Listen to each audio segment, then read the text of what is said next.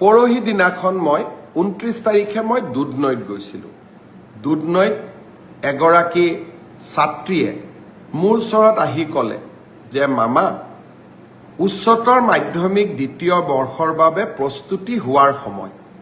এতিয়া যদি আমি একাদশমান শ্ৰেণীৰ পৰীক্ষাটোলৈ চিন্তা কৰি থাকোঁ, আমাৰ হায়াৰ ছেকেণ্ডাৰী দিবৰ বাবে আমি মাত্ৰ 8 মাহ মানেহে পাম। এই পৰীক্ষাটো নপতাকৈ থাকিব এই বছৰ নোৱাৰি নেকি? মই ভাবোঁ যে আমি সেৱাই এই দিশটো বিবেচনা কৰিব লাগে।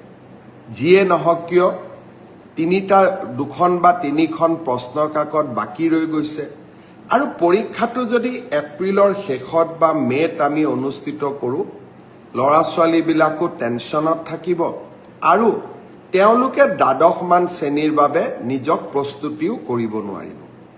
মই ভাবোঁ যে একাদশৰ পৰা দ্বাদশ শ্ৰেণীৰ পৰীক্ষাটোত যিহেতু পাছ আৰু ফেইল নাই, সেইবাবে সেৱাই এই বছৰ বাকী ৰৈ যোৱা প্ৰশ্ন কাকতখিনিৰ ওপৰত পৰীক্ষা নাপাতিলেও হ'ব। অহা বছৰ আমি একাদশমান শ্ৰেণীৰ পৰীক্ষাটো কেনেকৈ কঠোৰভাৱে নিয়ন্ত্ৰিতভাৱে পাতিব পাৰোঁ তাৰ বিষয়ে আমি আলোচনা কৰিম আৰু যিসকলে প্ৰশ্ন কাকত ফাদিল কৰিলে তেওঁলোককো আমি কঠোৰ শাস্তি বিহিম।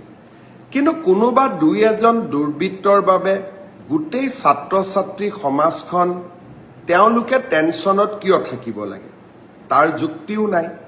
আনহাতে পঞ্চায়ত নিৰ্বাচন অনুষ্ঠিত হ'ব। মে' মাহত আমি পৰীক্ষা পাতিলে ল'ৰা ছোৱালীবিলাকে দ্বাদশমান শ্ৰেণীৰ বাবে কেতিয়া প্ৰস্তুতি কৰিব? মই আমাৰ স্কুল এডুকেশ্যন বৰ্ডক অনুৰোধ কৰিম, শিক্ষা বিভাগক অনুৰোধ কৰিম, বিষয়টো যাতে আকৌ এবাৰ বিবেচনা কৰে, ছাত্ৰ ছাত্ৰীসকলক টেনশ্যনৰ পৰা আমি যাতে মুক্ত কৰি দিওঁ।